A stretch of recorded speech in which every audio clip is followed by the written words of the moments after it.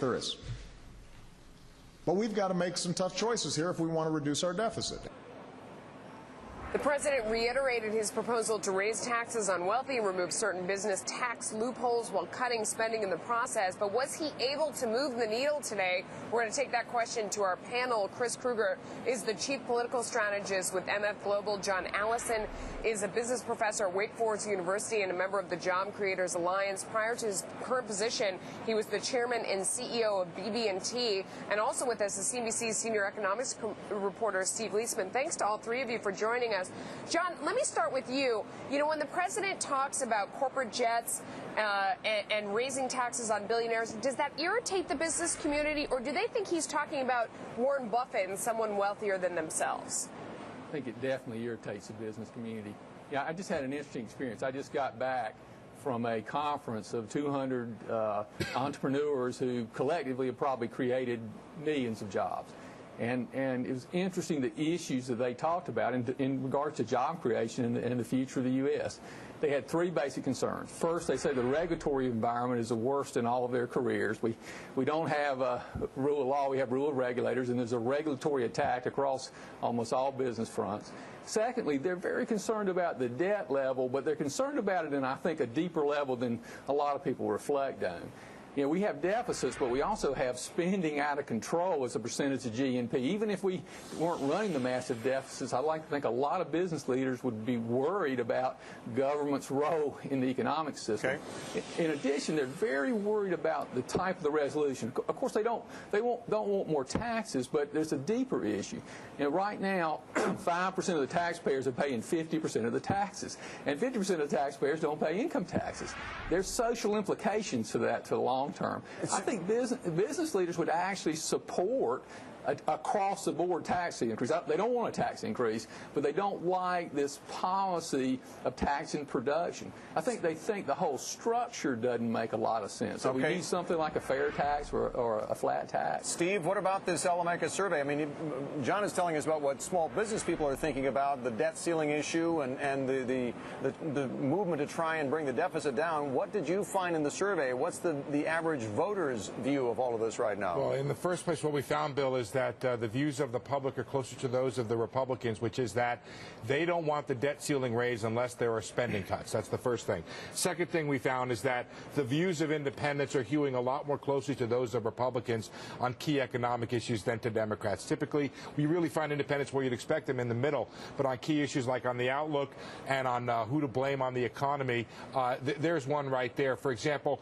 if those orange bars that you see right there, that's the optimism minus pessimism. So if it's negative, the group is, if it's to the left, the group is negative. Look at how closely Republicans are to Democrats and how different both groups are to independents. Same thing is true on their outlook for inflation. Same thing is true. You can see the green bars there when it comes to will the economy get better. It's showing that the president is losing the middle, Bill. So let me just follow-up question, Steve. The president wanted to focus most on that sticking point right now of taxes, tax credits, raising tax, whatever it was.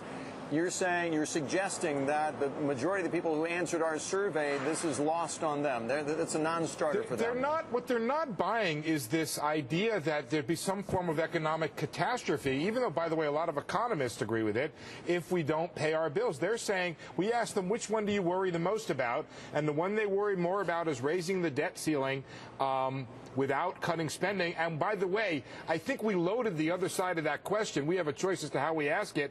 And on the other side, what happens is, there's the what's worse thing. We asked not only not to raise debt ceiling, government default, and we also added and not pay things like Social Security. So that's the thing you'd think people would glom onto, and we pull at the heartstrings. No, they don't care. The public, at least 49% of the public, compared to 25%, doesn't want the debt ceiling raised without spending cuts. So, Chris, what do you think? I mean, does this type of opinion have an impact on policy right now, or are they just sort of locked in a battle and maybe not listening to what the rest of the country is thinking? No, I think that those numbers accurately reflect what is going on in the Congress right now. I mean, I think there's a massive underappreciation for how close this is going to go. I think, we've been following this at MF Global for months now, and since the Biden group blew up essentially last week, we haven't gotten the ball any farther down the field. You have a little over a month left to put together a deal that is going to be enormous in scope. Obama's press conference today did not advance the ball any further. And, you know, there's a serious risk here that August 3rd comes around.